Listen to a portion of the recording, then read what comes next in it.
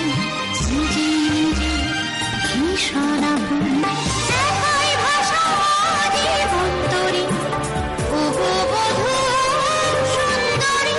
Hello everyone, welcome back to my channel. কেমন আছো সবাই? আশা করি সবাই খুব ভালো আছো, আর আমিও খুব ভালো আছি। তো গুড মর্নিং সবাইকে। তো দেখতেই পাচ্ছ আবার আমি আগের রুটিনে ফিরে গেছি। আগে যেগুলো করতাম, আর নিজের জন্য তো সময় বের করাই হতো না, তো সকালবেলা বেশিরভাগ দিন টিফিন করতাম না, এরকমটা চলতো। তো কিন্তু এখন থেকে নিজের রুটিনে আবার ফিরে গেলাম।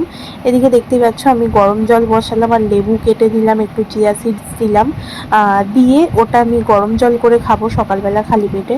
আর এদিকে না আমি গ্রিন মটর নিয়েছিলাম, তো সেটাও একটু গরম জল দিয়ে ভিজিয়ে দিলাম। আর এদিকে দেখতে পাচ্ছ চিয়া সিডস, লেবু আর মধু দিয়ে জলটা খেয়ে নিলাম, নিয়ে এবার জোর কদমে কাজে লেগে পড়েছি। এদিকে দেখতেই পাচ্ছ আলমারির সমস্ত জামা কাপড় নামিয়েছি।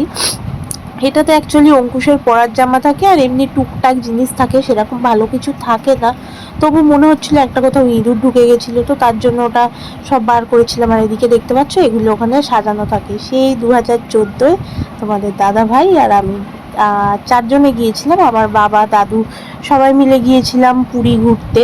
তো এটা তখনেরই তোলা ছবি, সেই যেদিন আমরা ফিরেছিলাম সেদিন বিকালবেলা। আর এদিকে দেখতে পাচ্ছ অঙ্কুশ ওর বোমভোলার কোলে, মানে আমার বাবার কোলে। এটা অঙ্কুশের অন্নপ্রাশনের ছবি, তোমাদের দাদা ভাই আর আমি। আর এদিকে দেখতে পাচ্ছ অঙ্কুশের দাদাই আর অঙ্কুশ। তো তারপর আমি আলমারিটা পরিষ্কার করার পর লেগে পড়েছি ফ্রিজ পরিষ্কারের কাজে। তো দেখতে পাচ্ছ ঘরটার কি অবস্থা হয়েছে, সমস্ত কিছু ফ্রিজ থেকে বার করছি, করে এই তাকগুলো পুরো খুলবো, যেহেতু দরজার সাইডে, তো তাকগুলো খুলতে না খুব প্রবলেম হয়, কিন্তু খুলতে তো হবেই, মাঝে মাঝে না ধুলে হয় না। যা আমার ফ্রিজে ম্যাট পাতা থাকে তবুও একটু, তবু মাঝে মাঝে ধুতে হয় না, ঘাম দেয়। তো তার জন্য এদিকে এগুলোকেও খুলেছি, খুলে দেখতে পাচ্ছ এগুলো সব ধুয়ে নিয়ে এসে গুছিয়ে রেখেছি, জল ঝরতে দিয়েছি, দিয়ে এদিকে ভেতরটা পরিষ্কার করলাম। আর এদিকে দেখলাম দাদু কাটছিল তালশাঁস, তো আমি খেতে চলে এলাম। কে কে তালশাঁস ভালোবাসো খেতে কমেন্ট করে জানাও কিন্তু অবশ্যই। কিন্তু এদিকে তালশাঁসগুলো না প্রচুর শক্ত হয়ে গেছিলো, সব খাওয়া যাচ্ছিল না, মানে বাদ দিয়ে দিতে হচ্ছিল। কিন্তু মেজ ঠাকুমা একটা নিয়েছিল, সেটা একটু নরম ছিল, তো আমি মেজ ঠাকুমার থেকে একটুখানি নিয়ে খাচ্ছিলাম। আর এগুলো না প্রচণ্ড শক্ত হয়ে গেছিলো, এগুলো খাওয়া যাচ্ছিল না, এগুলো ফেলে দিয়েছিল যার জন্য। আর যেগুলো নরম ছিল সেগুলো কিন্তু খাওয়া হয়েছে। আর আগে কিন্তু বাবা কিনে আনতো, তখন ছোটোবেলায় বাবা বাজারে পেলেই আনতো, কিন্তু এখন গ্রামে বিয়ে হওয়ার পর এসব বরঞ্চ খেতেই পারি না। শহরে যখন ছিলাম তখন তবু খেতাম। আর এদিকে দেখতে পাচ্ছ এটা কিন্তু খুব নরম, এটা মেজ ঠাকুমার থেকে নিয়েছি। আর দেখতে পাচ্ছ ঝড় হবে ঝড় হবে শুনছি, এদিকে এক চিলতে কালো মেঘ এত সুন্দর ঝলমলে আকাশে দেখা দিয়েছে। তো এরপর কিন্তু এই রোদেতেই বৃষ্টি শুরু হয়েছিল।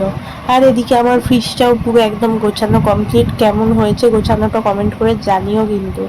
আর এটা কিন্তু আমাদের বহু দিনের, প্রায় 10 বছরের ফ্রিজ।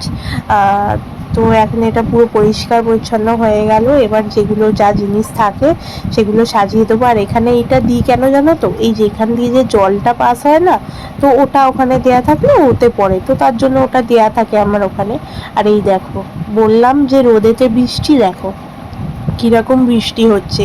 এদিকটা পুরো ঘন কালো মেঘ, ওইটুকুই বৃষ্টি হয়েছিল রোদের সময়, তারপর কিন্তু একদম পরিষ্কার হয়ে গেছিল। কিন্তু রোদেতে মেঘ ডাকছিল প্রচণ্ড। দেখো কিরকম খটখটে রোদ, আর তার মধ্যে বৃষ্টি। সত্যি প্রকৃতির খেলার কাছে আমরা সবাই তুচ্ছ। তো তারপর দুপুরে খাওয়া দাওয়া করে একটু শুয়েছিলাম, আর প্রচণ্ড মাথা ধরেছিল। তারপর বিকেলবেলার দিকে একটুখানি মৌসুমি লেবু কেটে নিচ্ছি, অঙ্কুশ আর আমি খাবো বলে দুজনে। আর পড়ে থাকলে না ফল আমাদের খাওয়াই হয় না, তো আজকে জোর করে কেটেই ফেললাম, না কাটলে নষ্টই হয়ে যাবে। আর তারপর সন্ধ্যেবেলা এদিকে অঙ্কুশ পড়তে বসেছে, ও আবার পড়তে যাবে, তো তার আগে ঘরে পড়তে বসেছে, একটুখানি খেলতে গিয়েছিল। তো খেলে টেলে এসে এদিকে ওর পড়া নিয়ে বসে পড়েছে। ওকে কিন্তু আলাদাভাবে বলতে লাগে না পড়তে বস পড়তে বস, ওর যখন পড়ার সময় হয়ে যায় ও ঠিক এসে নিজেই বসে পড়ে, হাত পা ধুয়ে এসে পড়তে বসে পড়ে। আর এদিকে আমার মাথা ধরেছিল, তোমাদেরকে তো বললামই। তো বিকেলবেলা তো আর রোদের সময়টা চা খেতে ভাল লাগে না, তো যখন একটু সন্ধে হয়ে গেল, এদিকে আমি আদা আর এলাচ থেতো করে নিচ্ছিলাম, নিয়ে একদম আদা আর এলাচ দিয়ে দুধ চা বসিয়েছিলাম। কে কে ভালোবাসো কমেন্ট করে জানিও তো। আর আমাদের বাড়িতে কিন্তু সেরা চা করে আমাদের মামি, কিন্তু মামি এখন বাড়িতে নেই। আর এদিকে নিজেই বানিয়ে নিলাম, নিয়ে তারপর এদিকে লেগে পড়লাম রান্নার কাজে। অঙ্কুশও পড়তে চলে গেছে, তোমাদের দাদাভাইও অফিস থেকে চলে এসছে। আর এদিকে পনির এনেছিল, তো পনিরটাকে ভালো করে কেটে নিলাম। আর পনিরটাকে কেটে নিয়ে সকালবেলা তো দেখেইছিলে গ্রিন মটরটা আমি ভিজিয়ে রেখেছিলাম, তো সেটাও সেদ্ধ করে নিয়েছিলাম, আর সাথে আলুও সেদ্ধ করেছিলাম। দিয়ে এদিকে আমি পনিরের মশলাটা ভালো করে নিলাম। নিয়ে দেখো পনিরটা আর গ্রিন মটরটা দিয়ে দিলাম। কার কার ভালো লাগে পনির খেতে কমেন্ট করে জানিও তো। তোমাদের দাদাভাই কিন্তু খুব একটা ভালোবাসে না, আমি আর অঙ্কুশ খুব ভালোবাসি। তো আমার রান্না কমপ্লিট হয়ে গেল, দেখতে পেলে আলুর দম করলাম। আর এদিকে আবার জিরা রাইস করেছিলাম। জিরা রাইসে কিন্তু আমি একটু কাজু কিশমিশ দিই, কারণ অঙ্কুশ আর আমি ভালোবাসি বলে। আর এদিকে করেছিলাম মটর পনির। কেমন হয়েছে কালারটা কমেন্ট করে জানিও, কিন্তু খেতেও কিন্তু দুর্দান্ত হয়েছিল। অঙ্কুশ বলছে আমি কোনোদিনও এরকম খাইনি। আর এদিকে দেখো আলুর দমটাও হয়ে গেছিলো আমার। তো এত ভালো ভালো রান্না যখন হয়, খিদেটা তো একটু তাড়াতাড়ি পেয়ে যায় বলো। আর এদিকে স্যালাডও কেটে নিয়েছিলাম সাথে।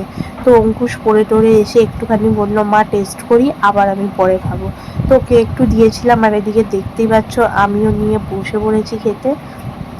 সত্যি দারুণ হয়েছিল, মানে মাংস না হলেও এই পনির হলে আর কিছু চাই না। তো আজকের ভিডিওটা সবার কেমন লাগলো কমেন্ট করে জানিও। ভালো লাগলে একটা লাইক কমেন্ট শেয়ার আর চ্যানেলটাকে সাবস্ক্রাইব করে দিতে ভুলো না কিন্তু। তো চলো আজকের মতন টাটা, দেখা হচ্ছে নেক্সট ভিডিওতে। সবাই ভালো থেকো, সুস্থ থেকো, সাবধানে থেকো। টাটা সবাইকে।